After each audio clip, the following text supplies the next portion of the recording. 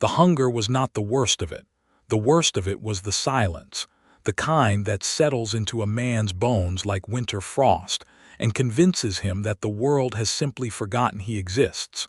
Ezekiel Dunlap had not eaten in 2 days. He sat on the floor of his small cabin just outside the town of Millhaven, Texas, in the autumn of 1882, his back pressed against the cool wooden wall, his long legs stretched out before him, and his eyes fixed on a crack in the floorboards that he had been meaning to repair for 3 months. Outside, the wind moved through the cottonwood trees with a sound like distant conversation, and the last of the day's orange light bled through the gaps in the shutters and painted thin stripes across the dusty floor. He was 31 years old, broad-shouldered, with hands calloused from years of ranch work and a jaw that had not seen a razor blade in over a week. His dark hair was longer than it should have been, curling at the back of his neck, and his eyes were the deep brown of good river mud steady eyes. People used to say, trustworthy eyes. He did not feel trustworthy these days. He did not feel much of anything, which was perhaps the more honest truth. 3 weeks ago, the Callaway Ranch had let him go. Not because his work was poor. His work had never been poor. But the Callaway brothers had sold the eastern pastures to a railroad company, and half the cattle were gone, and there was simply no longer enough work for 6 hands when 4 would do. Ezekiel had shaken Hale Callaway's hand, collected his final wages, which amounted to $11 and some change, and ridden his horse, a broad-chested gray gelding named Cobb, back to the small cabin he rented on the edge of Millhaven for $2 a month. He had spent a week looking for work. He had walked every ranch within a reasonable distance of town. He had offered himself to the livery stable, to the grain merchant, to the man who ran the ferry over the Nueces River 12 miles south. Nothing. The drought of 1882 had hit this part of Texas like a slow, grinding fist, and everyone was pulling in tight, not reaching out. Ranchers were cutting their herds, not growing them. Merchants were watching their ledgers with pinched, worried faces. There was no room for a spare man, no matter how capable his hands. His $11 had stretched as far as they could stretch. He had paid October's rent to his landlord, a squint-eyed man named Purvis who had the personality of a damp boot, and what remained had gone to feed Cobb, because a man without a horse in this part of the world was a man in a very serious kind of trouble. He had eaten sparingly for the last week, careful and methodical about it the way he was careful and methodical about most things, but by Sunday morning there had been nothing left. Not a biscuit, not a strip of dried beef. Not so much as a pinch of cornmeal. Monday came and went. Tuesday followed. He had drunk water from the well behind the cabin. He had chewed on a piece of dried leather strap for a few minutes before the absurdity of it made him set it down. He had slept more than usual, because sleep was the one thing that did not cost anything, and he had sat very still in the afternoons and listened to the wind and told himself that tomorrow something would change. Tomorrow, he would ride into Millhaven and see if the blacksmith needed an extra hand. Tomorrow, he would stop by the general store and ask Clement Hayes if there were any deliveries that needed making. Tomorrow, he would swallow whatever was left of his pride and ask someone for credit on a small amount of flour and salt pork and maybe a tin of beans. But pride is a stubborn creature, and Ezekiel Dunlap had more of it than was perhaps sensible, and so Tuesday evening found him still sitting on the floor of his cabin, watching the light change and listening to his stomach complain with quiet insistence. He was not a man who had ever been given things easily. He had grown up in the hill country of central Texas, the second of 4 sons of a dirt farmer named Jonas Dunlap, who had worked himself to an early grave and left behind a plot of rocky land and very little else. Ezekiel had worked on cattle drives as a young man, had pushed longhorns north on the Kisham Trail twice before he was 22, had learned from hard, leathery men who spoke little and expected much. He knew how to rope and brand and mend fences and red weather and deliver calves at 2 in the morning in a cold spring rain. He knew how to be useful. What he did not know, what he had never quite learned, was how to ask for help. He heard Cobb shift in the small lean-to stable behind the cabin, the horse's hooves moving against the packed earth, and the sound of it was oddly comforting. At least there was that. At least the horse was there.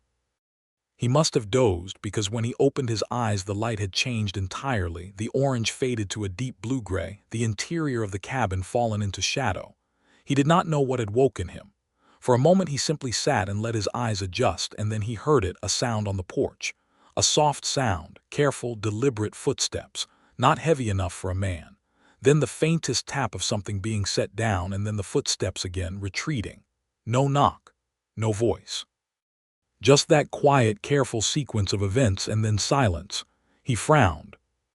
He got to his feet slowly, because standing up quickly when you had not eaten in 2 days was an invitation for the world to tilt sideways, and he braced one hand against the wall for a moment before he crossed the cabin floor in 3 long strides and opened the front door. The porch was empty, but on the top step, sitting in the last of the evening light with a square of blue-checked cloth draped over the top, was a plate. A full plate, covered carefully, the cloth tucked down around the edges to keep the heat in. He stood in the doorway and looked at it. Then he looked out toward the road, and he caught just the edge of it, a figure, already a fair distance down the lane, moving at a quick, purposeful walk. A woman, by the shape and movement of her. She did not look back. He almost called out. The words were right there in his throat, ready. But she was moving fast, and the light was poor, and something about the deliberate way she had not knocked, had not waited for thanks, had not made him feel the weight of her charity, stopped him. He watched until she turned the corner at the stand of mesquite trees and disappeared. Then he looked at the plate again. He crouched down and lifted the cloth, and the smell of it hit him with such force that for one deeply embarrassing moment he felt his eyes sting. There was roasted chicken, the skin golden and fragrant. There were boiled potatoes with butter, gone slightly cool but still steaming faintly in the evening air. There was a thick wedge of corn bread, and a small jar of what appeared to be preserved peaches. Someone had thought about this. Someone had put a meal together and carried it down the lane to his cabin and left it without a word, without wanting anything in return, or at least without wanting anything visible. He carried the plate inside. He sat at his small table. He ate slowly, because he knew what happened to a man who had gone without food when he started eating too fast, and he was careful and deliberate about it the way he was careful and deliberate about everything. But by the time he had finished the chicken and the potatoes and most of the corn bread and half the preserved peaches, he felt something he had not felt in several weeks. He felt like a person again. He sat at the table for a long time afterward, turning the cloth over in his hands. Blue-checked cotton, sturdy and well-washed, the kind of cloth that had seen real use. And the jar, a proper glass canning jar with a tin lid.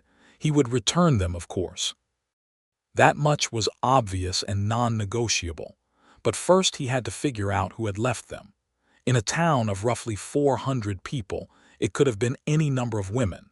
He had not been in Millhaven long enough to have made deep connections, though he had been in the area for nearly 2 years. He nodded to people at the dry goods store. He had a pew he favored at the Methodist church when he attended, which was not as often as his mother would have approved of. He was not the kind of man who made easy conversation or sought out company for its own sake. But someone had known. Someone had known he was here, alone, without food, and had done something about it. He went asleep that night with the mystery of it sitting warm in his chest, right alongside the meal.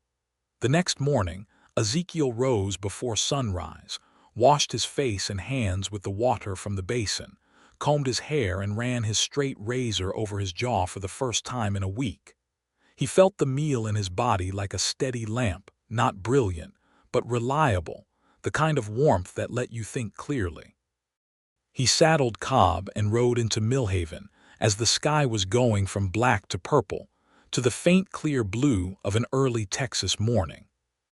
Millhaven was the kind of small town that the railroad had passed close to but not through, which meant it was hanging on by the stubborn determination of the people who lived there rather than by any particular economic advantage.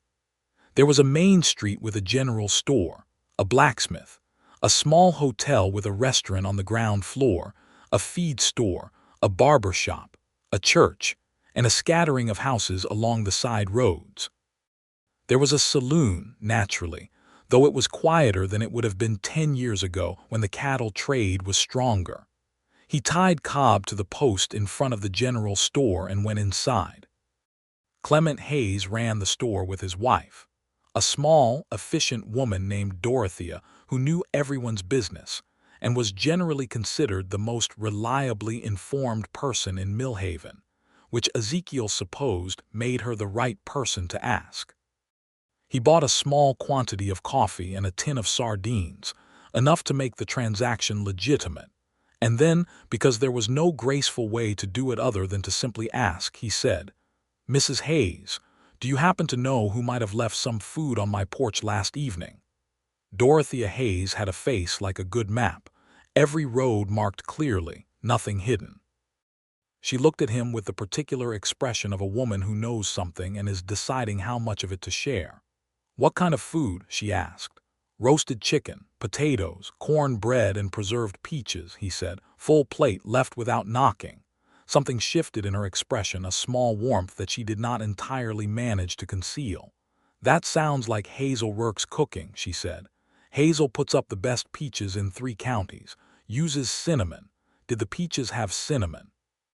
He thought about it. They had. "Yes," he said. Dorothea Hayes nodded, looking satisfied. Then it was Hazel.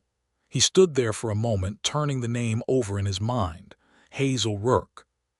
He knew the name in the vague way you know the names of people in a small town you have not formally met, a shape in the background of his awareness, attached to a face he must have seen but could not at this moment precisely recall.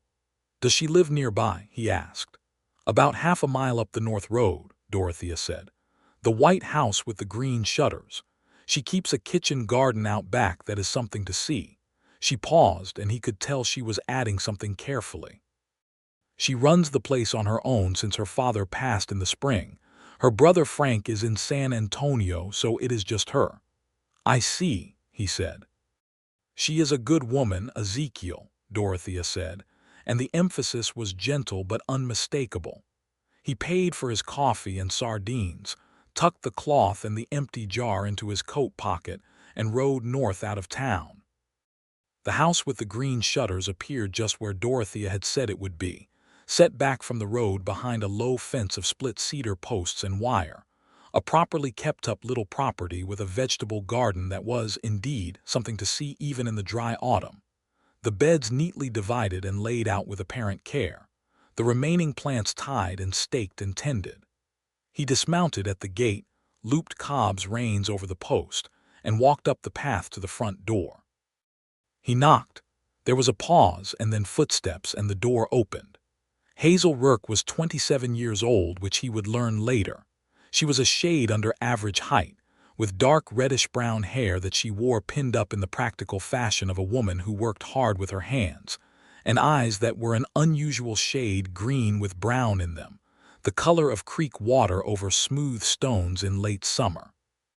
She had a few light freckles across her nose and cheekbones, and the particular quality of stillness about her that you see in people who are comfortable inside their own heads. She was wearing a blue calico dress and a work apron, and she was holding a wooden spoon, which suggested she had been in the middle of something. She looked at him, and she did not look particularly surprised, which interested him. "Mr. Dunlap," she said. "Miss Rourke," he said. He reached into his coat pocket and produced the cloth and the jar. "I believe these are yours." She took them without making a fuss about it. "Thank you for returning them," she said. He stood there for a moment. A reasonable man would have left it there, taken the graceful exit she was offering, and gone on his way. But Ezekiel Dunlap, for all his reticence, was at his core an honest man, and honesty demanded something more here. "It was the best meal I have had in a considerable while," he said. "I am grateful, Miss Rourke, more than I can say adequately." Something in her expression changed, a slight softening like the shift of clouds across a sky. "You are welcome," she said. I noticed you had not been into town for supplies in some time. I thought perhaps things were difficult." He studied her. She had not said it with any trace of condescension or pity, just the plain, clear-eyed acknowledgement of a practical woman who had assessed a situation and acted on it. He found to his own mild surprise that he was not offended. He was something else, something he did not quite have a word for. "They were," he said honestly. "I have been looking for work since the Callaway Ranch let me go. The drought has made things tight." She nodded. "It has made things tight for everyone," she said. "My garden is smaller than last year and half of what I put up for the winter came from trading, not growing." She paused. "Have you spoken to Henry Marsh?" "He runs a small spread about 4 miles east of town. I heard he lost one of his hands to fever last month." He had not. He had not heard of Henry Marsh at all, which told him something, that he had been too caught inside his own difficulty to ask the right questions of the right people. "I have not," he said. "I will ride out there today." "He is a fair man," she said. "He will judge you on your work."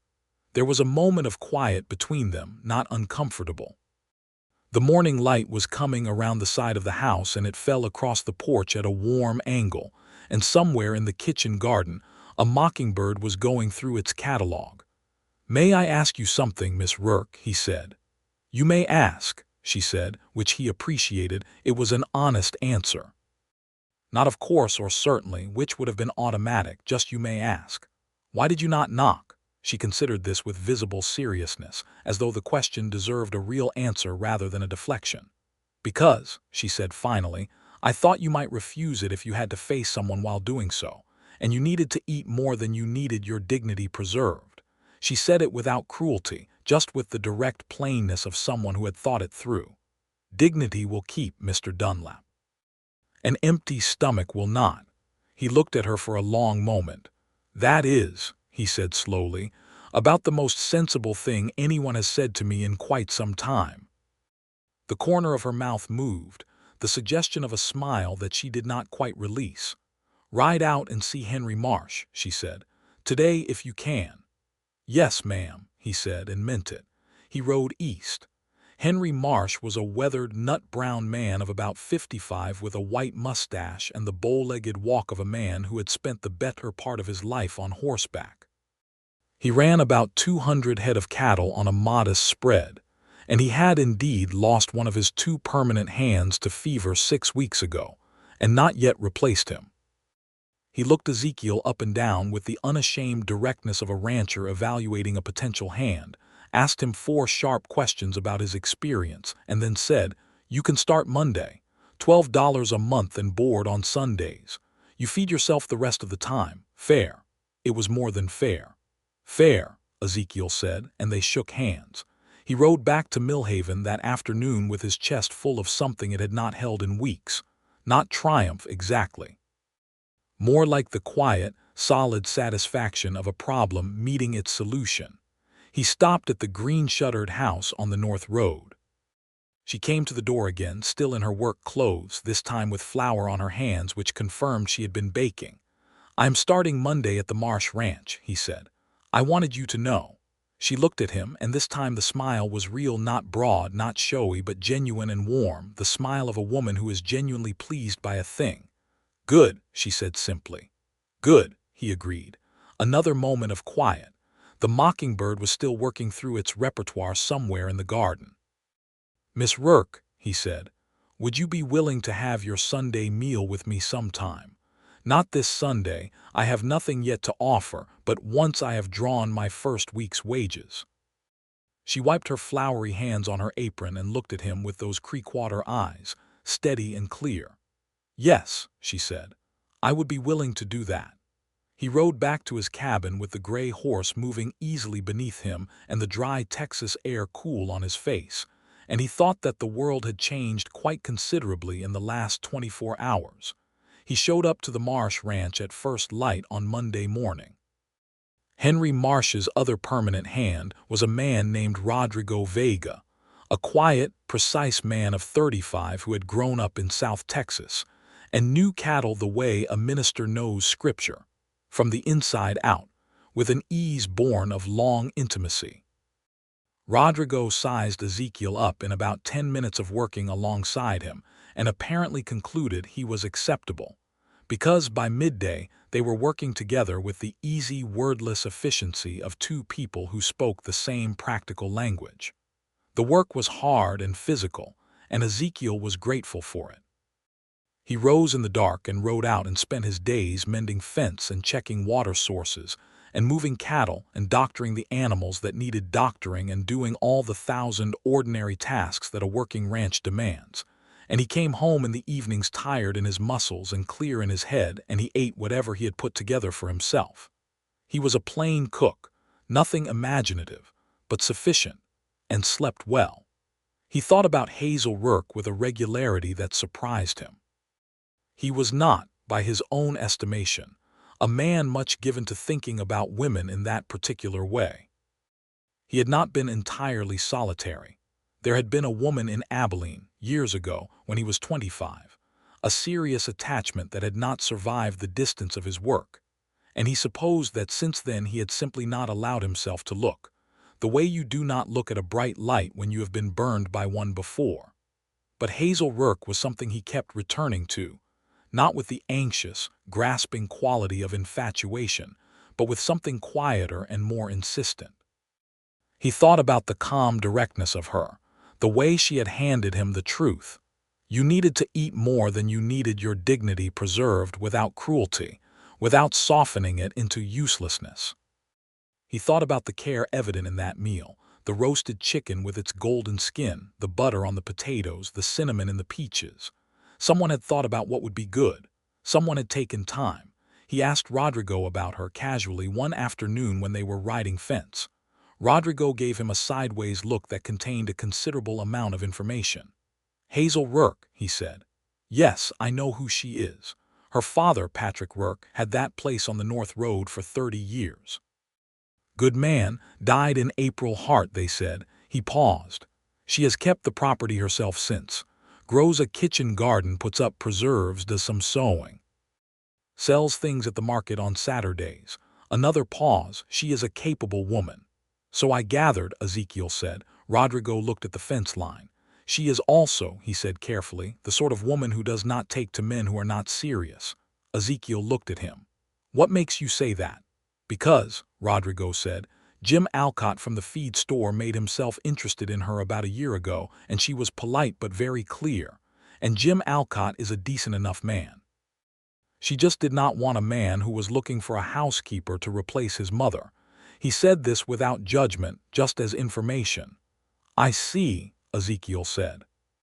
"She is worth the trouble of being serious," Rodrigo said, and then did not say anything else on the subject, and they rode on. By the end of his first full week at the Marsh Ranch, Ezekiel had collected enough wages to make good on his promise.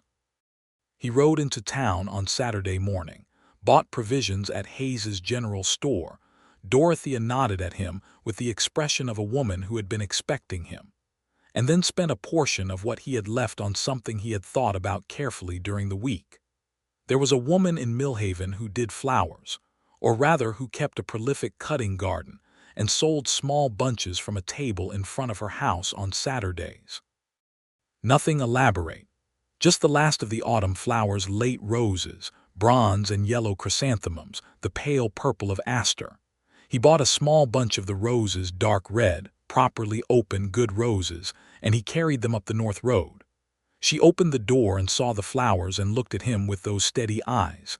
And then, for the first time, the smile came quickly and openly, without the slight delay of consideration, and it changed her whole face. It made her younger and more visible, as though a lamp had been turned up behind her expression. "They are lovely," she said, and she meant it. "They are from the Aldrich woman's garden," he said, "so I cannot take credit for their quality, only for having noticed them." She brought them inside and put them in a blue pitcher on the kitchen table, and he stood in the doorway of her kitchen for a moment. The first time he had been inside the house, which was small and well kept, and had the particular feel of a place that has been lived in honestly, nothing pretentious about it, just functional and warm, with the smell of something baking and the sight of the herbs hanging to dry from the ceiling. and he felt something settle in him, something that recognized the quality of a place without being able to name it precisely. She made coffee and they sat at the kitchen table, and the conversation that followed was the best conversation Ezekiel had had in longer than he could reliably trace. Not because anything extraordinary was said. They talked about the ranch, about his first week, about Rodrigo, about the drought and what it was doing to the region, about her father's garden and how she was managing it, about a book she had been reading, about the particular stubbornness of the mesquite tree as a species. But because the quality of her attention was like nothing he was accustomed to, she listened the way that very few people listen, with her whole face, with her eyes fully on him. And when she said something, she meant it precisely and did not decorate it past its actual content. He stayed 2 hours. When he left, she stood on the porch and watched him mount Cobb, and he thought he saw something in her face, a brief, unguarded expression that was there, and then carefully replaced by her usual composed steadiness. He rode back south thinking that Rodrigo Vega was a very perceptive man. The Sunday meal he had promised came 2 weeks later. He was by no means a cook of her quality, and he had enough sense to know it, so he negotiated a different arrangement. He brought the provisions, and she cooked, and they ate together at her table. He brought a whole chicken from the woman who kept hens 2 properties over, and potatoes and fresh butter from Hayes's store, and a jar of honey, and she made a meal that was in a different category from anything he would have produced on his own. They sat at that table in the late afternoon light and ate and talked, and the dinner stretched out the way a good dinner should, the food and the conversation moving together in the unhurried rhythm of 2 people who are comfortable with each other. He had been in Millhaven for nearly 2 years, but he had not been in it, not the way you are in a place when you belong to it.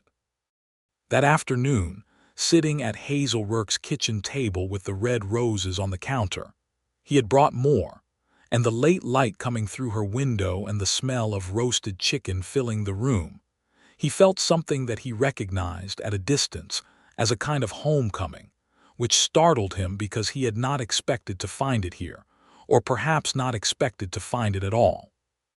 After the meal she showed him the garden, walking him through the beds in the cool of the early evening and explaining her system, what she grew and why, what she was planning for next spring, the particular arrangement that maximized the space, the compost system her father had built that she was maintaining and improving.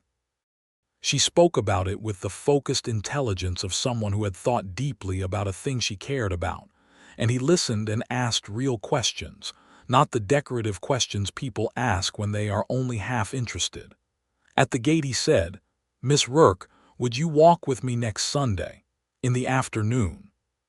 There is a stretch along the river about 2 miles south that I have been meaning to see." She looked at him. "Yes," she said, and then carefully, "You may call me Hazel if you like." He felt the weight of the permission. "Then you should call me Ezekiel," he said, "not Zeke if it can be helped. I was never particularly fond of it."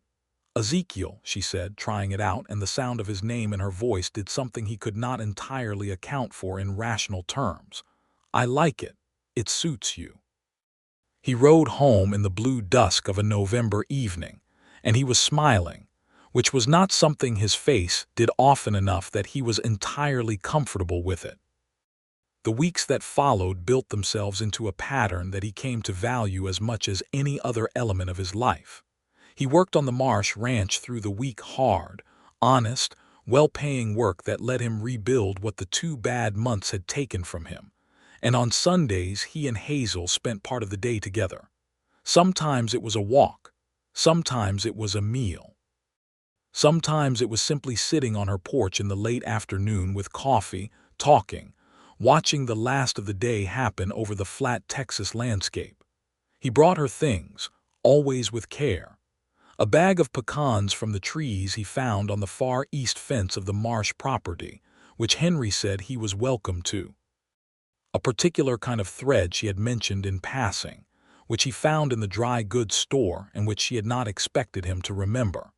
A small wooden box he made himself one evening from scrap cedar, smoothed and rubbed with linseed oil, not elaborate, but precisely fitted and solid, the kind of thing that would last. She received these things with a directness that he appreciated. She did not diminish them with excessive modesty or inflate them with excessive gratitude. She simply received them and said what she thought honestly. The box she looked at for a long time, turning it in her hands, feeling the smoothness of the work.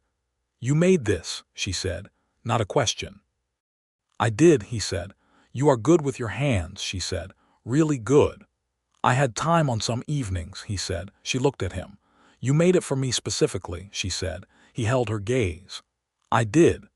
She set the box on the windowsill above the kitchen sink where she could see it while she worked, and she did not say anything else about it, but he could see from the way she positioned it that it mattered to her. He was falling in love with her, and he knew it clearly and without a great deal of alarm, because it had happened slowly enough that by the time he recognized it fully, it had already established itself too solidly to be frightened of.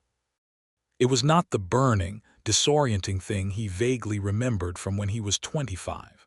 It was more like finding solid footing after a long time on uncertain ground. It felt like weight in the best possible sense, like something that would hold. He was less certain about what she felt, because Hazel Rourke was a woman who kept her interior life with some care. She was warm with him, genuinely warm.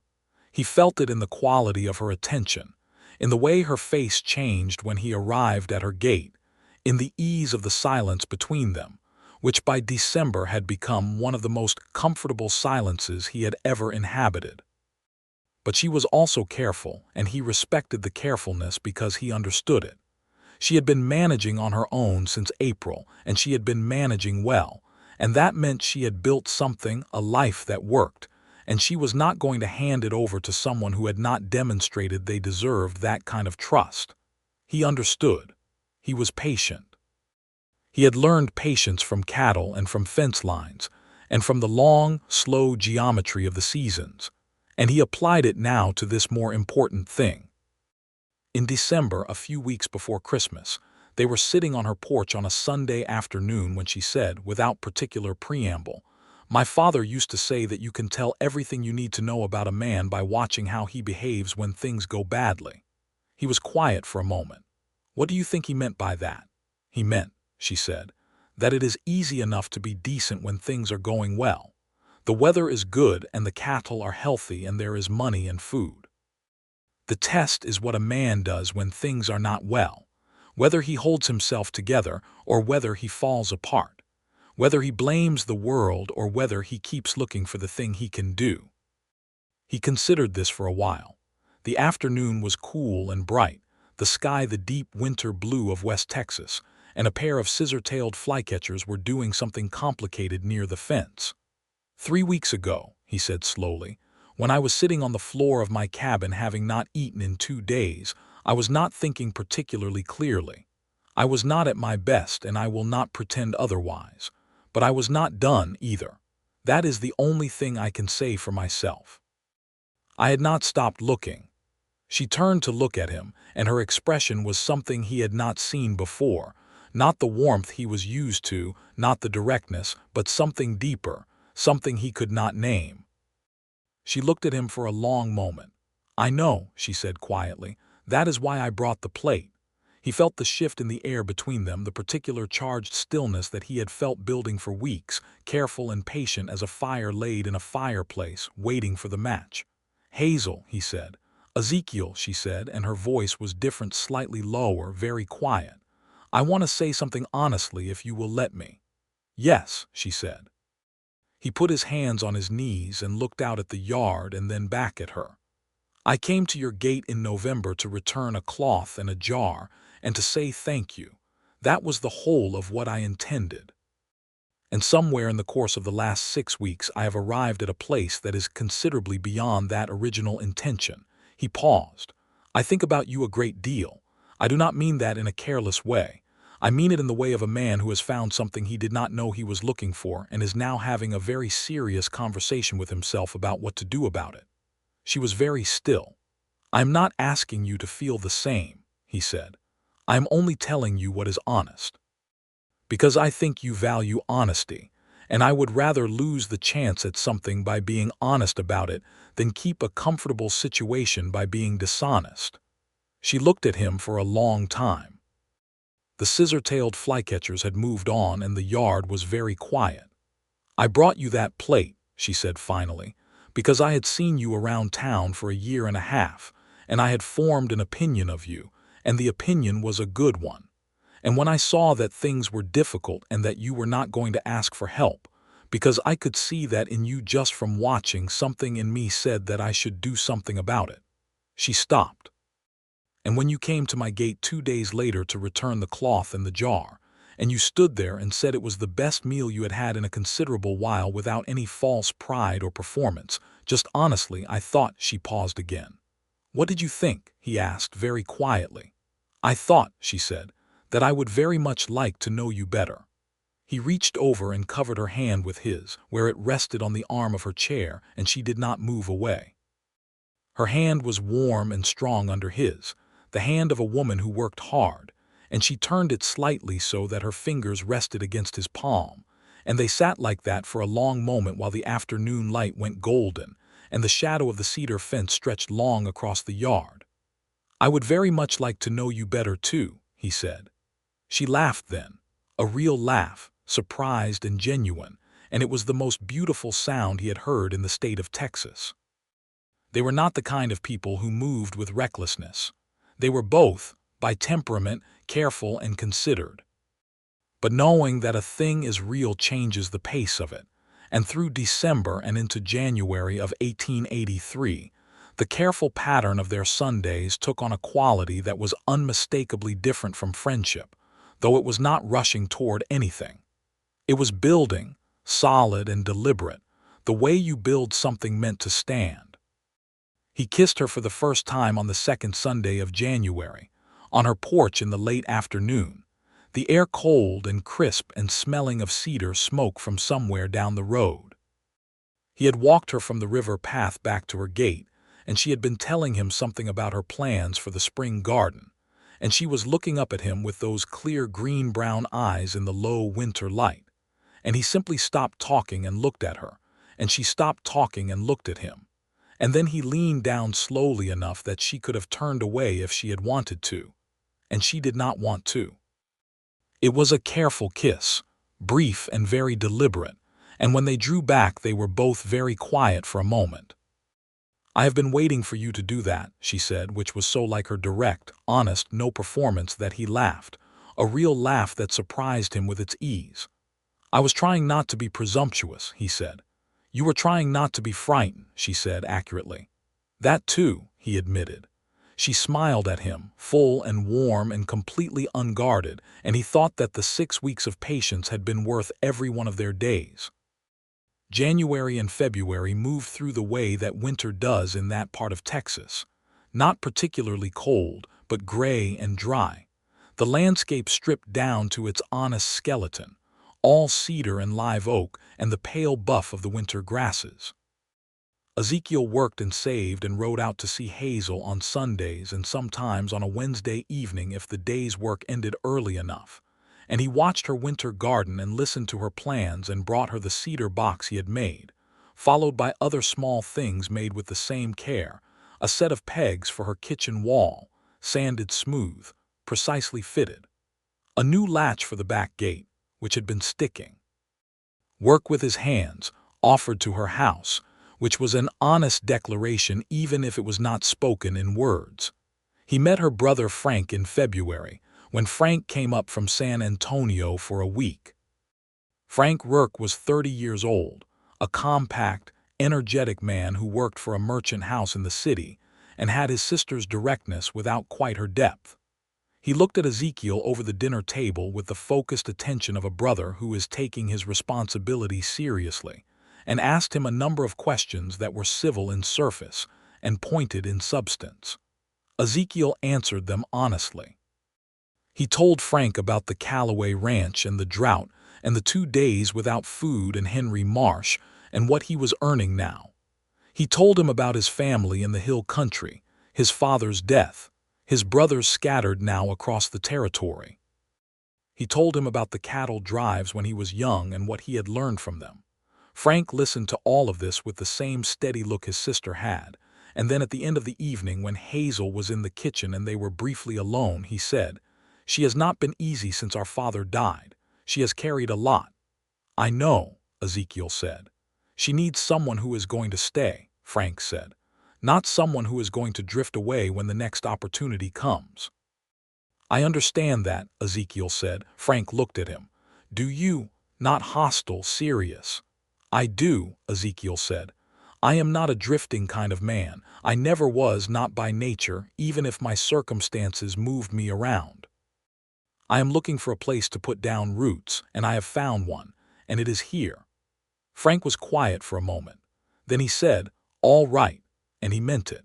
March came, and with it the first green of the spring pastures, and the garden at the green-shuttered house came back to life in stages that Hazel narrated to Ezekiel with the quiet enthusiasm of someone watching something they love return after an absence.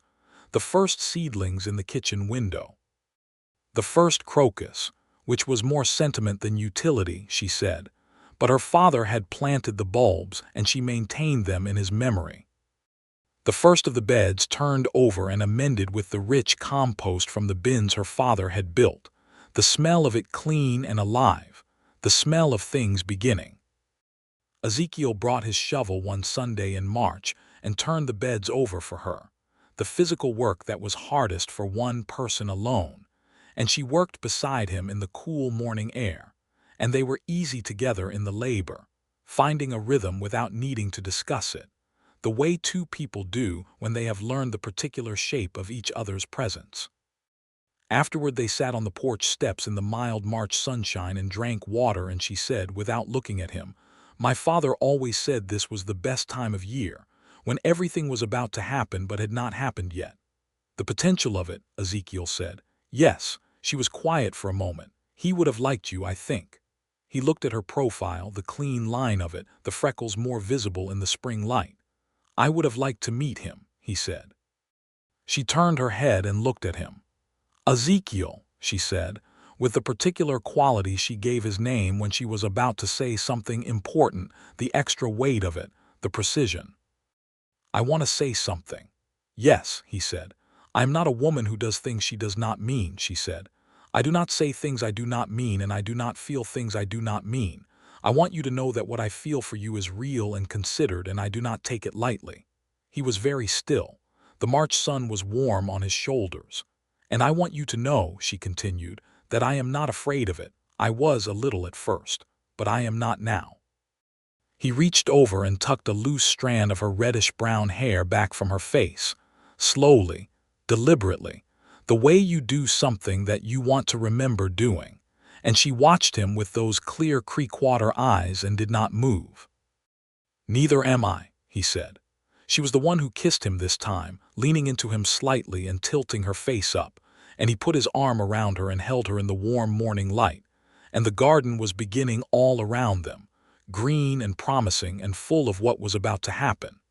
He had been thinking about asking her to marry him for some time, but he was a man who believed in being ready for important things, and ready meant, in his understanding, that he had something solid to offer. He spoke to Henry Marsh in April, a conversation he had been composing in his head for weeks.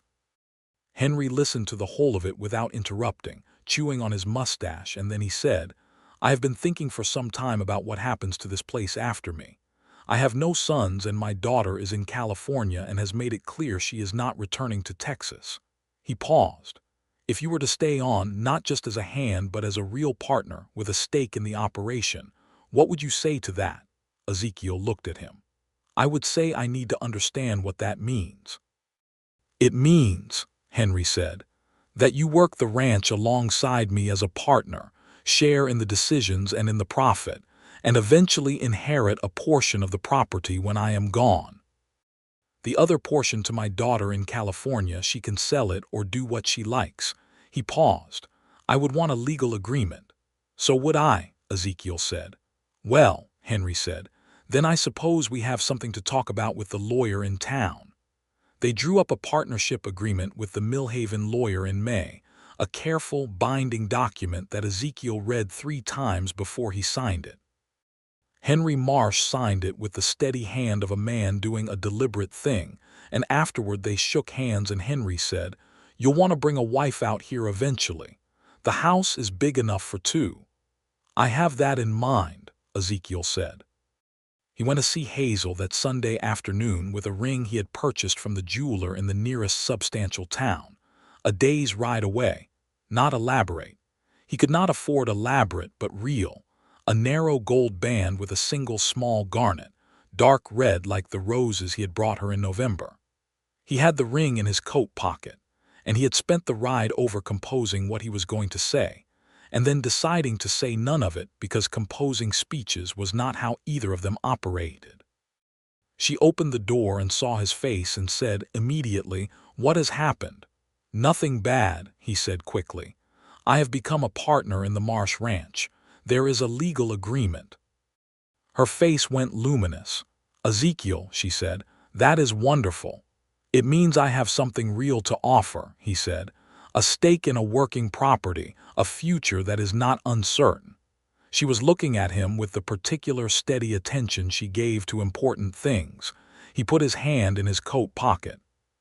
"Hazel," he said, "I have been in love with you since approximately the middle of November when you told me that dignity will keep but an empty stomach will not, and I think I should like to spend the rest of my life being told things like that by you." He held the ring out. "Will you marry me?" She looked at the ring for a moment, and then at him, and her eyes were bright, not with tears, not quite, just with the particular intensity of a strong feeling meeting a moment that contains it completely. "Yes," she said, "I will." He put the ring on her finger and she looked at it on her hand with the same attention she gave to the cedar box he had made, turning it slightly, feeling the weight and reality of it. "It fits," she said. "I had Dorothea Hayes estimate your size," he said. She was very confident. Hazel laughed, the real surprised laugh that he had been accumulating and treasuring since December. "Of course she was," she said. They were married in June of 1883, in the Methodist Church in Millhaven on a Saturday morning, with Frank Rourke standing up for his sister and Rodrigo Vega standing up for Ezekiel, and Dorothea Hayes in the front pew looking profoundly self-satisfied in a way that suggested she considered this outcome at least partly her accomplishment, which Ezekiel supposed was not entirely unfair. Hazel wore a dress of ivory muslin she had made herself, practical and lovely, with her reddish-brown hair put up and a few small wildflowers from her own garden tucked into it. She walked down the aisle of that small church with the same composure she brought to everything, but when she reached him at the front and looked up at him, there, it was that full, open, unguarded smile, the one that had been startling him since December, and he understood that this was what it looked like when Hazel Rourke let herself be completely visible, and it was the most beautiful thing he had ever seen. The minister asked them to speak their vows, and they did, the old words, but meaning them in the specific, considered way that people who take words seriously mean things. Rodrigo cried quietly and denied it afterward. They had dinner at the hotel restaurant with Frank and Rodrigo and the Hayeses and Henry Marsh and a dozen other people who had come to wish them well, and it was long and warm and full of the particular joy of a gathering that is celebrating something real. They moved Hazel's household into the larger house at the Marsh Ranch in July, which Henry had vacated to a smaller adjacent property he had been slowly improving for the purpose, with the cheerful efficiency of a man who has planned ahead. The house was not grand, but it was solid 2 stories, cedar-planked, with a wide porch and good windows and a kitchen garden space behind it that Hazel examined with the appraising eye of a professional. "It has good soil," she said. "Better than the North Road property." "I thought you would evaluate it that way," Ezekiel said. She looked at him with that slight warmth beneath steadiness that he had learned to read. "You thought ahead," she said. "I try to." "I know," she said. "It is one of the things about you." Setting up the house together was one of the quietly remarkable experiences of his life, the particular pleasure of 2 people organizing a shared space, negotiating without much friction, because their instincts about things were compatible at a fundamental level. Both of them orderly without being rigid. Both of them preferring function over decoration, while still caring about the quality of a thing. She placed the blue picture from the North Road house on the kitchen windowsill. He hung the pegs he had made her in the new kitchen, finding studs carefully, setting them level. She planted the garden with a new plan she had been developing since May, using the better soil and the improved light to expand what she could grow. He watched her in the garden in the evenings, moving through the beds with her calm purposefulness, and felt something he did not always have words for: the specific satisfaction of a life that is actually working, not managing or enduring, but genuinely running the way it is supposed to run, the way a well-built thing runs, smoothly and with a sense of rightness. He worked the ranch alongside Henry through the summer, and they were good partners. Henry's long experience and Ezekiel's physical strength and careful observation, complementing each other in the way of a working partnership that has been well matched. The drought was easing.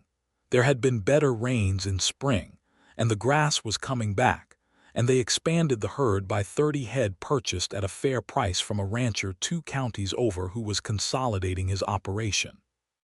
Rodrigo had taken to coming out 2 days a week as a paid hand, which suited everyone.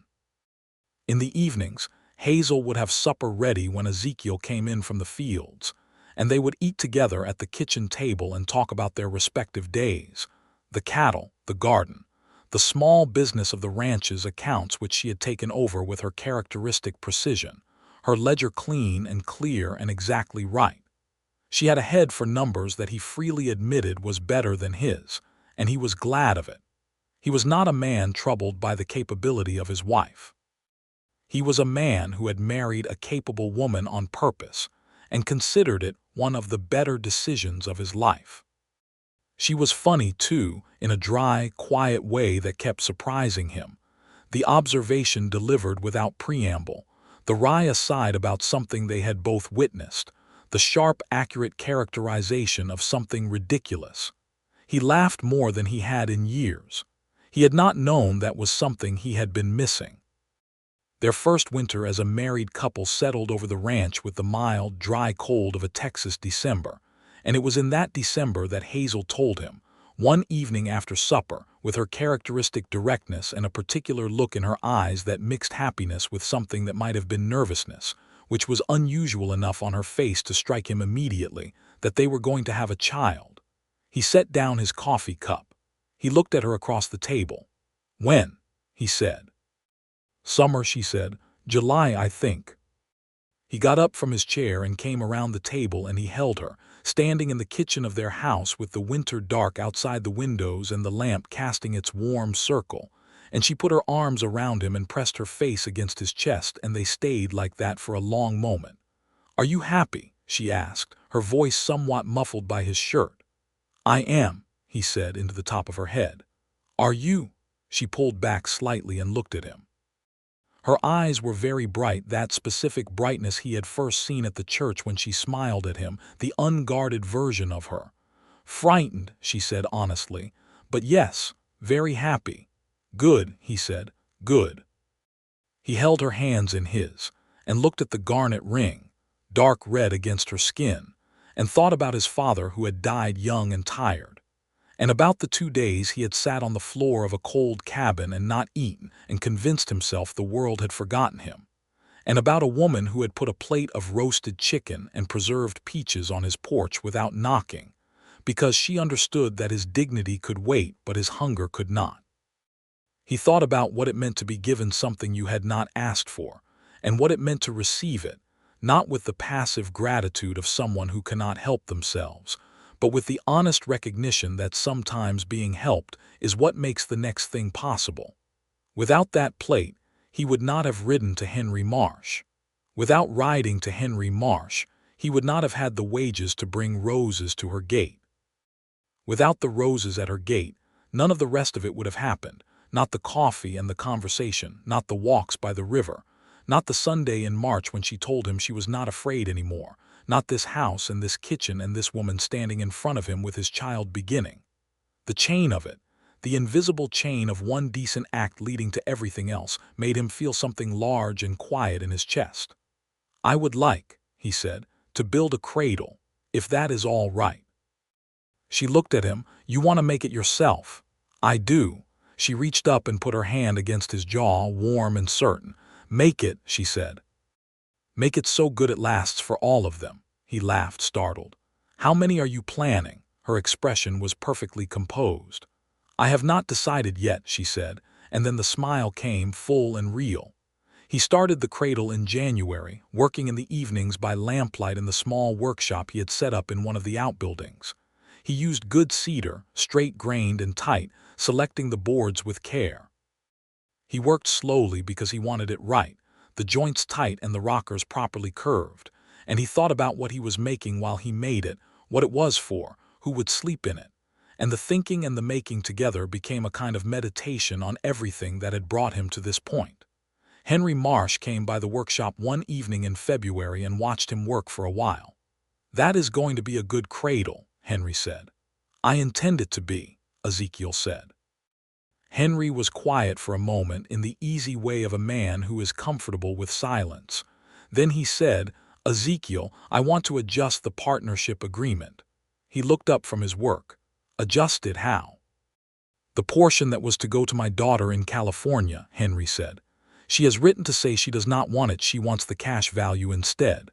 I'm inclined to buy her out now while I can afford to do it and leave you the whole operation rather than half." He paused. "You and Hazel and whoever that cradle is for." Ezekiel set down his tools. He looked at Henry Marsh, the weathered face, the white mustache, the steady dark eyes. "Henry," he said, "that is a great deal." "It is," Henry said simply. "But this is your place now, properly. You work it like it is, you care about it like it is. My daughter will be taken care of, and you and yours will have something real to pass along." He extended his hand. "Fair." Ezekiel took his hand. "More than fair," he said. "Thank you." Henry went back to his smaller house in the dusk, and Ezekiel stood in the workshop for a moment with his hands on the unfinished cradle, and he thought that the world was, on balance, more generous than he had given it credit for in those 2 cold days on the cabin floor. He told Hazel that evening. She listened with her usual careful attention, and then she said, "Henry Marsh is a good man." "He is," Ezekiel agreed. "We should have him for supper more often," she said. "He would like that," Ezekiel said. She was already moving toward the stove, already thinking forward in the practical, capable way she thought about things. "We will have him Sunday," she said. "I will make the chicken." He came up behind her and put his hands on her shoulders, and she leaned back slightly against him, just for a moment, the gesture of a woman who knows where she is and is at ease there, and he pressed his lips to the top of her reddish-brown head. "Hazel," he said. She said, reaching for the salt. "Thank you," he said. "For the plate." She was still for a moment, and then she turned in the loose circle of his hands and looked up at him, and her expression was the one he loved most, not the composed, directed, capable face she showed the world, but this one, the quiet and open one that she saved for him.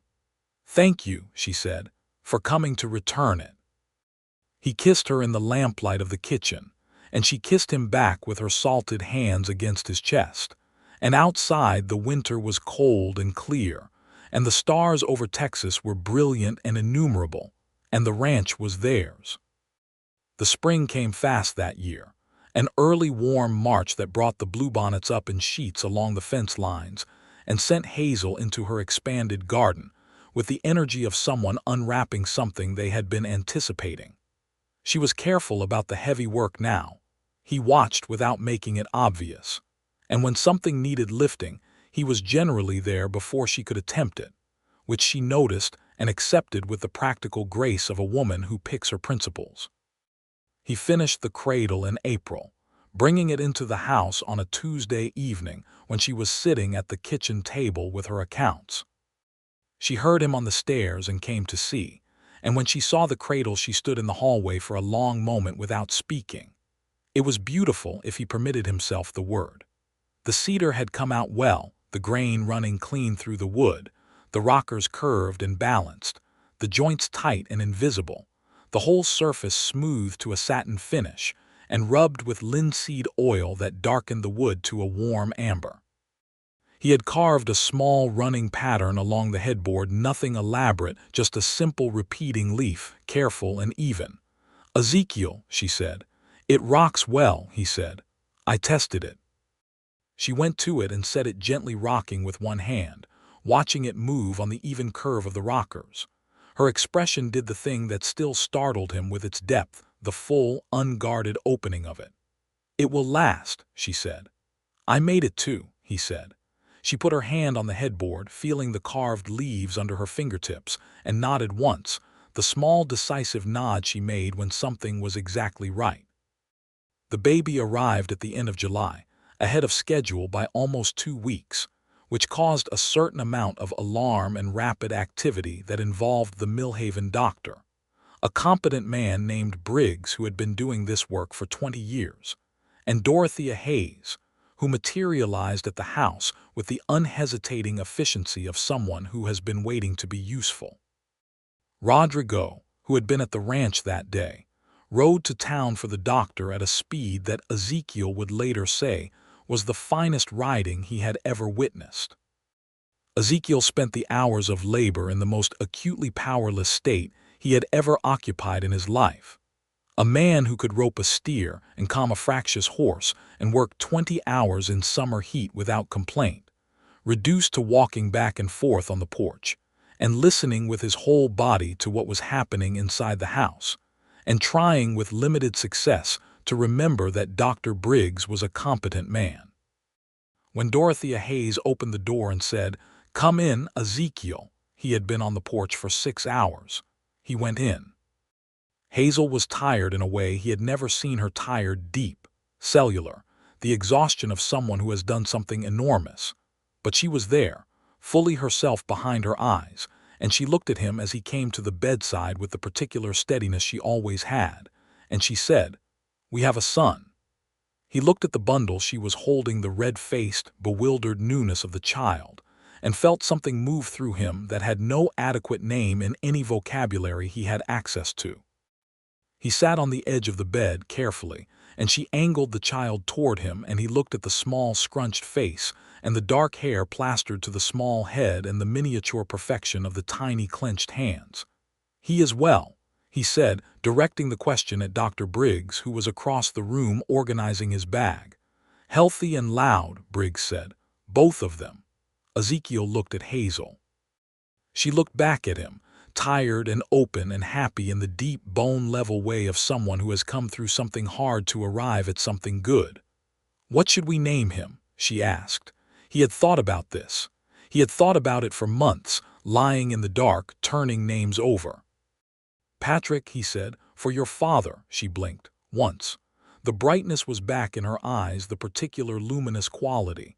"Patrick Jonas Dunlap," she said, adding his father's name without being asked, and he understood that she had thought about it too. "Yes," he said.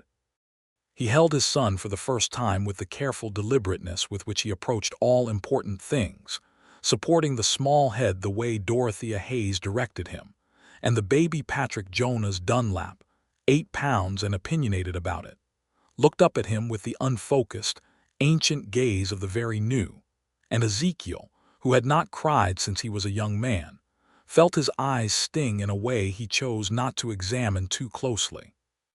The summer of 1883 settled into the particular rhythms of a household that has a new life in it, disrupted, demanding, radically changed, and somehow more complete than it was before. Patrick was a good baby, which is to say he slept in stretches long enough to be merciful and ate with focused enthusiasm, and regarded the world from the cedar cradle with the wide, processing attention of someone taking notes. Henry Marsh came to dinner on the first Sunday after Patrick's birth, and held the baby with the careful competence of a man who has held babies before and knows the technique. And the expression on the old rancher's weathered face was something private and warm that Ezekiel was glad to witness.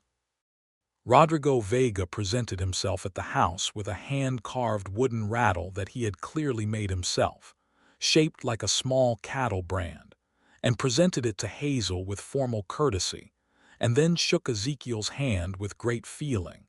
And the feeling in the room was the specific feeling of people who are genuinely glad. Frank Rourke rode up from San Antonio at the end of August, and he held his nephew with the slightly panicked expression of a man for whom babies are theoretical and not yet real.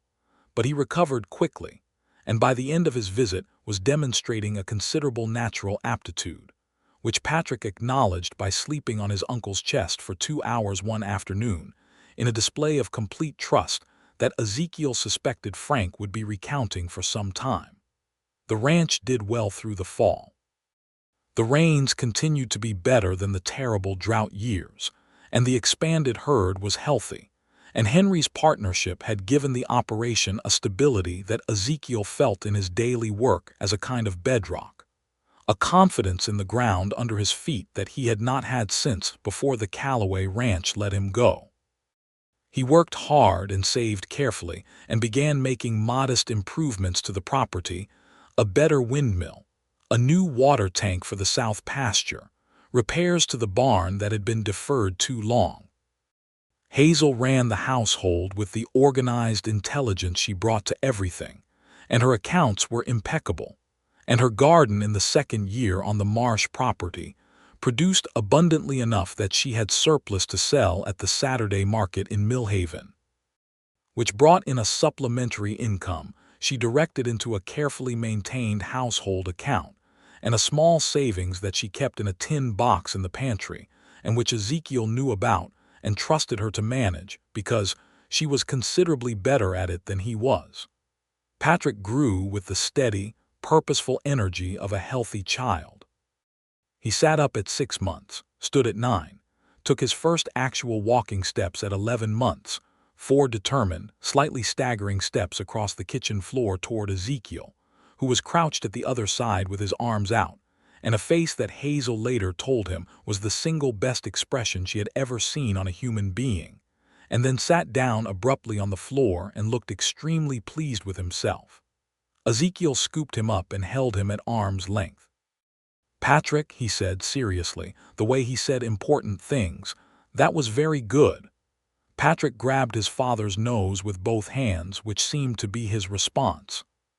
Hazel was sitting at the kitchen table and laughing, the full genuine laugh, and the kitchen was full of afternoon light and the smell of bread baking and the combined sound of the baby and the laughter and the fire in the stove. And Ezekiel held his son and looked at his wife, and the simple, layered abundance of the moment was something he knew he would carry. The following spring, Hazel told him she was expecting again. She told him at breakfast, with the same directness she brought to everything, watching his face. He finished chewing what he was eating, set down his fork and said, "Are you well?" "Very well," she said. "Tired but well." "Good." He reached across the table and covered her hand with his. "Good. I think," she said carefully, "that Patrick should be walking very confidently before this one arrives." "He is already walking confidently," Ezekiel said. "Yesterday he walked into the barn door at full speed because he was not paying attention to where he was going." "That," said Hazel, "is his father's confidence applied to his father's insufficient attention to obstacles." He looked at her. "I pay attention to obstacles." "You walked into the same fence post twice last week," she said. "I was thinking about the south pasture water situation." "I know," she said, and the smile was already there, the real one, warm and amused and entirely his. He brought the full weight of his capability to the second cradle question, which was, would he make another one or would they use the cedar cradle again? He asked Hazel. "Use the one you made," she said without hesitation. "It was made to last. That is exactly what it should do." So the cedar cradle stayed in the corner of the bedroom, ready for its second inhabitant, and rocked just as well as it had the first time.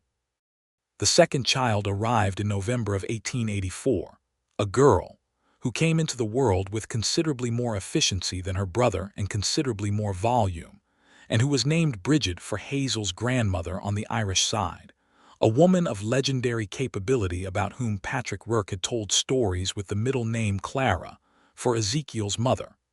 Bridget Clara Dunlap was, from very early, a person of definite opinions. She held eye contact with a seriousness that made grown adults slightly nervous, and she had her mother's reddish-brown hair and her father's steady dark eyes, and Rodrigo Vega, who came to see the new baby with the same formal courtesy he had brought to Patrick's arrival, said, looking at the baby looking back at him, "This one is going to be interesting." "She is going to be remarkable," Hazel said, with the certainty of someone who knows what they are talking about. Patrick, at 17 months, approached his sister in the cedar cradle with the grave and concentrated interest of a small scientist encountering a new phenomenon, and then attempted to put a wooden block in with her on the grounds that she might want it, which Ezekiel removed before it became a problem, and which Hazel said afterward was the most Patrick thing Patrick had ever done. The winter of 1884 into 1885 was cold, genuinely cold in a way that Texas did not always manage. A deep frost in January that killed a portion of Hazel's herb bed and kept the cattle close to the barn for 2 weeks.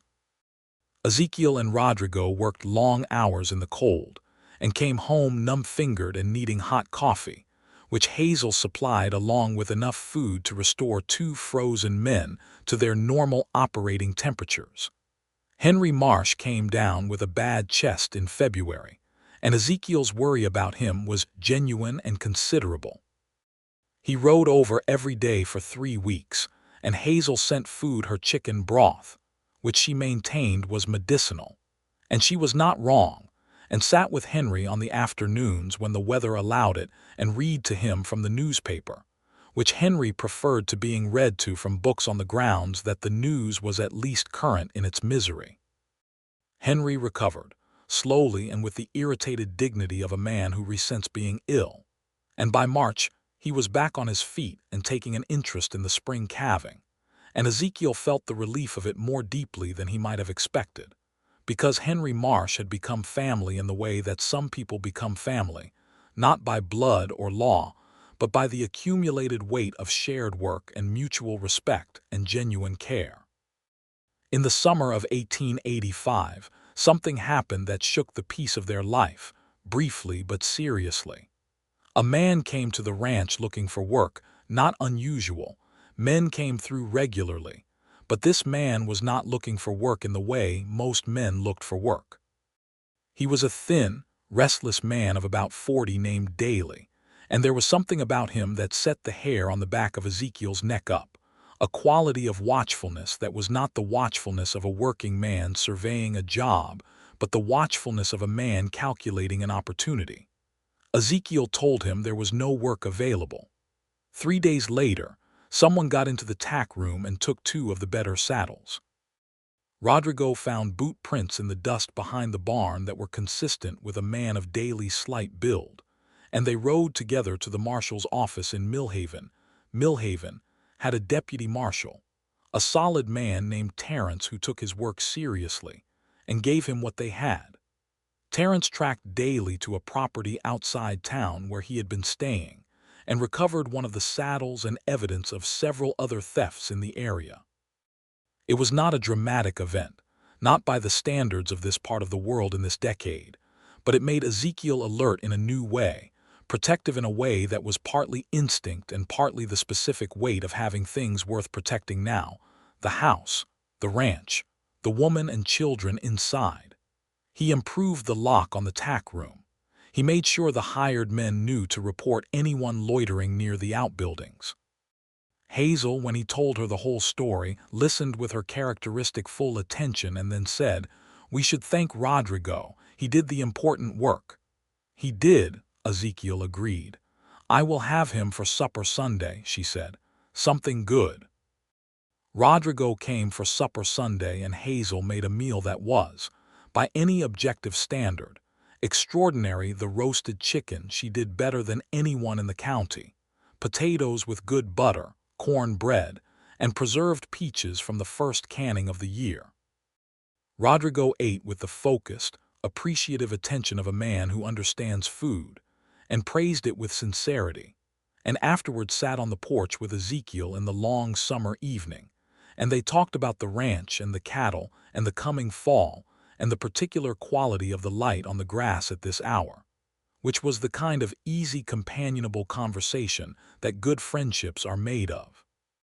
Patrick fell asleep on the porch steps, which he was not supposed to do, and had to be carried to bed, and Bridget could be heard in the house expressing a definite opinion about something, and Hazel dealt with this in the calm, capable way she dealt with everything, and the night closed in warm and full of cricket sound, and the ranch was settled and at peace. The years built themselves one on another with the patient, cumulative quality of good work done over time. Ezekiel became, by the late 1880s, a recognized man in the community around Millhaven, not prominent in any showy sense, just known, trusted, the man whose handshake meant what he said it meant, whose cattle were well kept, whose ranch you could see was a properly run operation. He served briefly on a committee for improving the road between Millhaven and the county seat, and he helped organize the area ranchers during the difficult spring of 1887, when flooding hit the South Range, and several smaller operators needed to move cattle fast. He was not a man who sought public life, but he was a man who showed up when showing up mattered. Hazel grew into her life on the ranch with the same quiet assurance she had always had, but expanded. She started a small kitchen garden cooperative with several of the neighboring women, pooling knowledge and seeds and labor, and she taught preserving and pickling and drying at informal gatherings that drew women from as far as 8 miles away. She was not exactly the most sociable person in the county, being someone who preferred quality of conversation to quantity of it, but she was widely liked because people understood that when Hazel Rourke Dunlap said a thing she meant it, and when she offered help she meant that too. Patrick grew into a serious, capable boy who attached himself to the cattle work from the age when he could stay on a horse without constant supervision, which was earlier than Hazel was entirely comfortable with, but which Ezekiel managed with the patience of a man who understood both the boy's need and the mother's concern. He was, by 8 years old, a real helper on the ranch, not playing at it, actually useful, and Ezekiel felt watching him the particular pride of a father who sees his child become competent at hard things. Bridget grew into exactly what Rodrigo had predicted, remarkable and indeed interesting. She had her mother's intelligence and her father's directness and a creative originality that seemed to belong entirely to herself. She was fascinated by plants from the time she could walk. She followed Hazel in the garden with the focused attention of a student who has found her subject, and she drew pictures of the plants in the margins of the books she was given to learn letters, detailed and accurate drawings that made Hazel's eyes widen the first time she noticed them. "Where did you learn to draw plants like that?" Hazel asked her when Bridget was 5. "I practiced," Bridget said, with perfect composure. Hazel looked at Ezekiel across the kitchen table, and the look contained everything, the delight of it, the helplessness of it, the recognition that their daughter was her own person in the fullest sense. In 1888, Hazel was pregnant a 3rd time. She told him in the same direct way she had told him the first 2 times, and he asked if she was well, and she said very well, and they sat with it for a comfortable moment before the ordinary business of the evening resumed, because this was a home where important things were received with presence rather than performance. The 3rd child was born in the spring of 1889, another boy, and they named him Henry. The name simply arrived naturally, both of them arriving at it independently, and then discovering they agreed with the middle name Patrick, for Hazel's father who had planted crocuses and left behind good soil and a daughter of extraordinary quality. Henry Patrick Dunlap was a different kind of child from the first 2, lighter in temperament, more immediately communicative, with a laugh that arrived early and often, and that had the remarkable property of making everyone in the room laugh along with it, regardless of intention. He had his father's build from the early start of things and his mother's green-brown eyes, and he studied the world with an expression of benevolent interest that suggested he had concluded, at a very young age, that everything was probably going to be fine. Old Henry Marsh came to see the new baby and held him with the practiced ease of a man who had now done this 3 times for the Dunlap children. And the old rancher's face was lined with the years but bright with something alive and genuine. 3 children, Henry said. You have done well, Ezekiel. We have done well, Ezekiel corrected, including Hazel, who was sitting up in bed with the particular post-labor composure of a woman who has done a difficult thing and is recovering at her own dignified pace. We have done well, Hazel confirmed, dry and precise, and Henry laughed. Henry Marsh died in the winter of 1890, peacefully in his sleep at the age of 62. He had been slowing down for a year, and the chest that had troubled him in 1885 had never fully resolved, and the doctor said it was his heart in the end, which was perhaps appropriate for a man who had been generous with his heart in the years he had.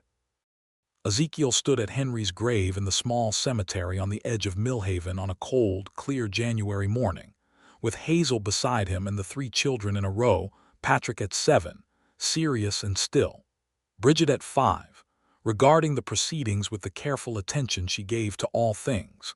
Little Henry, not yet 2, in Hazel's arms and mercifully quiet for the occasion, and said goodbye to a man who had trusted him when he needed trust and given him more than he could adequately repay.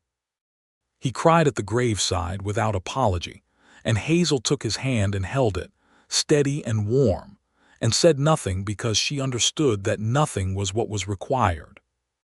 The ranch now belonged entirely to the Dunlap family, by the terms of the partnership agreement and Henry's will, which had been carefully drawn up and left in proper order the way Henry did everything. His daughter in California received her portion in cash, as had been agreed, and the ranch, the house, the land, the cattle, the windmill, the barn, the spring pastures, and the South Range was theirs.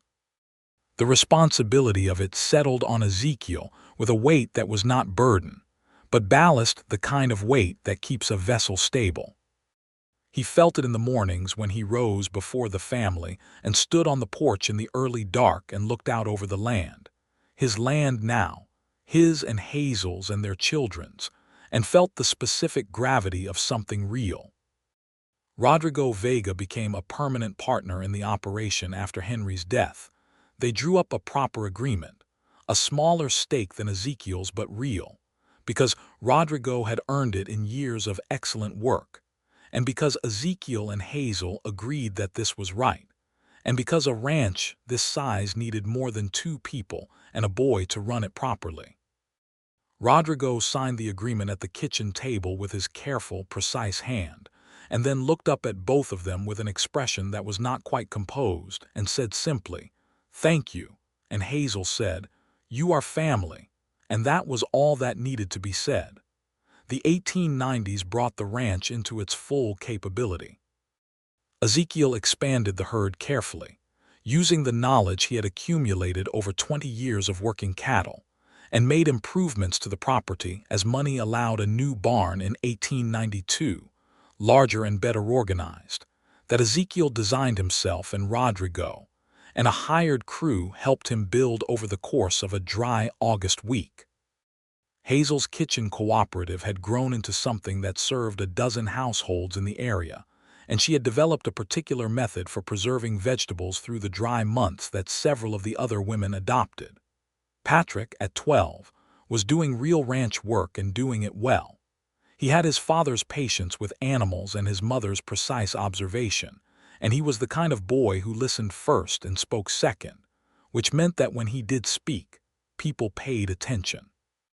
Bridget had, by 10, made it clear to everyone's satisfaction that she intended to be a doctor or a botanist or possibly both, and Hazel had located a more advanced correspondence curriculum for her and was working through it with her on the winter evenings, sitting at the kitchen table under the lamp with the books spread out between them. Henry the younger was the joy of the household in the specific way of the youngest child, who was loved abundantly from birth, happy, easy, wildly social by his family standards, with the gift of finding something to laugh about in nearly every situation, which made him very good company and occasionally infuriating to his more serious older siblings. In 1893, Hazel sat down at the kitchen table one evening after the children were in bed and put a piece of paper in front of Ezekiel. He looked at it. It was a neat column of figures. "What is this?" he said. "It is our financial position," she said. "What we have, what we owe, what we can project for the next 3 years based on reasonable assumptions." He looked at the numbers. They were very good numbers, better than he had known. "You have been building this for a while," he said. "I have been building it since we moved here," she said. Carefully, a little at a time, she pointed to a figure at the bottom. "This is what we could do with the north pasture if we fenced it properly and put in a reliable water source. It would give us room for another 50 head without overstressing the range." He looked at the plan she had laid out beside the figures, the careful sketch of the north pasture with the proposed fence line and the position of the new water tank. She had thought this through. "You have been thinking about this for how long?" he said. 2 years, she said. He looked at her across the table, this woman who had left a plate on his porch 11 years ago without knocking, who had thought him capable of receiving food but not the sight of someone being charitable, who had assessed him that clearly and that correctly at their first meeting, who had married him and built this life alongside him and raised these children and kept these accounts and planned 2 years ahead for a 50-head expansion. "Hazel," he said. "It is a sound plan," she said, watching him with those Creekwater eyes. "It is an excellent plan," he said. "We should do it." She nodded, the small decisive nod of someone whose decision has been confirmed. "Spring," she said. "We can start in spring." He covered her hand with his on the table, the same gesture he had used 11 years ago on the porch of the green-shuttered house, and it still meant exactly what it had meant then, and more. "Spring," he agreed. The north pasture improvement took the summer of 1894 and paid for itself within 2 years, which was precisely what Hazel's figures had projected.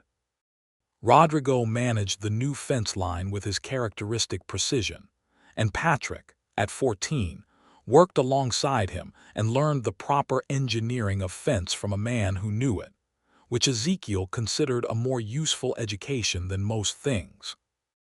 Bridget, at 15, wrote a letter to a woman botanist she had read about in a magazine, a scientist who studied wild plants, and received, to everyone's astonishment and no one's surprise who knew Bridget well, a return letter with a reading list and an invitation to correspond. Hazel sat down with this letter for a long moment and then looked at her daughter and said, "You wrote to her yourself." "I had a question about the classification of a plant I found near the river," Bridget said. Hazel looked at Ezekiel. He looked at Bridget. "Keep writing to her," Hazel said. On an evening in the fall of 1895, 12 years after their marriage, Ezekiel and Hazel sat on the porch of their ranch house in the last of the golden autumn light, the comfortable silence between them, the sounds of the ranch and the family around them. Patrick and Henry engaged in some sort of argument in the barn that sounded good-natured, Bridget somewhere inside with her books, the cattle moving quietly in the near pasture, Rodrigo's horse tied at his usual post. The land stretched away from them in every direction, the grass pale gold in the autumn, the sky enormous and blue, the cottonwoods along the creek gone to yellow. It was theirs, all of it, honestly earned and honestly kept, and the feeling of it was not triumph but something quieter and more permanent. Satisfaction, maybe, rightness. Ezekiel reached over and took Hazel's hand, and she turned her palm up and laced her fingers through his, the easy familiarity of 12 years of a hand that has become as known as your own. "I was thinking," he said. "About what?" she said. "About the plate," he said. "The first one. I think about it sometimes." She was quiet for a moment. "I think about it too," she said. "Everything comes from that," he said. "All of this." She looked out at the land, the fall gold land, with the expression of someone who is seeing the whole of something and finding it accurate. "Not everything," she said. "The plate was just the beginning. Everything else, that was the work." "Our work," he said. "Our work," she agreed. He raised her hand and pressed his lips to the back of it slowly, and she let him hold it there for a moment, and the afternoon moved around them, warm and unhurried. Patrick came out of the barn and saw them on the porch and said, with the 15-year-old's particular combination of affection and exasperation that he applied to his parents' sentimentality, "Henry tied the wrong knot on the bay and I need someone to tell him." "Tell him yourself," Ezekiel said. "You know the right knot." Patrick considered this the way he considered most things, seriously and briefly. "He won't listen to me." "He will," Hazel said, "if you show him instead of telling him." Patrick looked at his mother, absorbing this, and then went back into the barn. Hazel and Ezekiel looked at each other. "He will be fine," Hazel said. "He will be better than fine," Ezekiel said. They heard, from inside the barn, the sound of argument shifting to the sound of instruction, and then quiet, and then Henry's voice saying something with the inflection of someone who has understood a thing, which was its own kind of satisfaction. The evening came on, the stars beginning above the Texas plain, and the lamp was lit inside the house, and the smell of supper. Hazel had something going on the stove that had been smelling extraordinary all afternoon, drifted out to where they sat. Bridget appeared at the door. "Supper is ready," she said. "Coming," Hazel said. Ezekiel stood and offered Hazel his hand to rise, which she took with the same matter-of-fact grace with which she took all things he offered her, and they went inside together to where the lamp was warm, and the table was set, and the children were assembling with the particular chaos and energy of a young family that is entirely, thoroughly, unambiguously alive. The kitchen smelled of roasted chicken and potatoes, and from somewhere in the warm aftermath of the day's cooking, the faint cinnamon sweetness of preserved peaches. Ezekiel stood in the doorway for just a moment, looking at all of it, his wife moving to the stove, his daughter setting out the plates with Bridget's characteristic precision, his oldest son guiding his youngest brother to the correct chair with the authority of a boy learning to be a man, the lamplight making everyone gold, the smell of a good meal filling every corner, and he thought of a cold evening in 1882.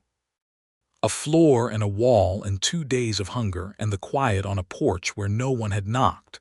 He thought of what it was to be given something you had not asked for, and what it had led to, and where he was standing now. He thought of Hazel. He moved to where she stood at the stove and stood beside her close, and she glanced at him with the quick sideways look she used when she was in the middle of something but wanted to acknowledge him. "Sit down," she said. "It is almost ready." "I know," he said, and did not move. She looked at him more fully now, the Creekwater eyes finding his face and reading it the way she read everything thoroughly and accurately. "Ezekiel," she said, "what is it?" "Nothing bad," he said. "I just wanted to look at you for a moment." Her expression moved through its stages, the composure, the steadiness, and then, beneath and through it, the opening, the warmth, the full and genuine smile that was still the most beautiful thing he had seen in the state of Texas after 13 years of seeing it. "Sit down," she said again, softer, "and look at me at dinner." He sat down. The family gathered around the table in the lamplight, Patrick and Bridget and young Henry, full of the energy and argument and intelligence of their particular selves. And Hazel brought the food to the table, and they ate together as they did every evening, the ordinary and extraordinary business of a family that has made something real and true. Outside, the Texas night came down clear and enormous, the stars innumerable, the ranch settled into its quiet. The cottonwoods along the creek moved in a small wind that smelled of cedar and grass and the last of the autumn warmth. And inside, the lamp was burning and the voices were going, and the roasted chicken was every bit as good as the first one had been. And Ezekiel Dunlap ate it with the full appreciation of a man who had not forgotten what it was to go without, and who understood, clearly and completely, that everything good in his life had begun with a full plate left on his porch without a knock.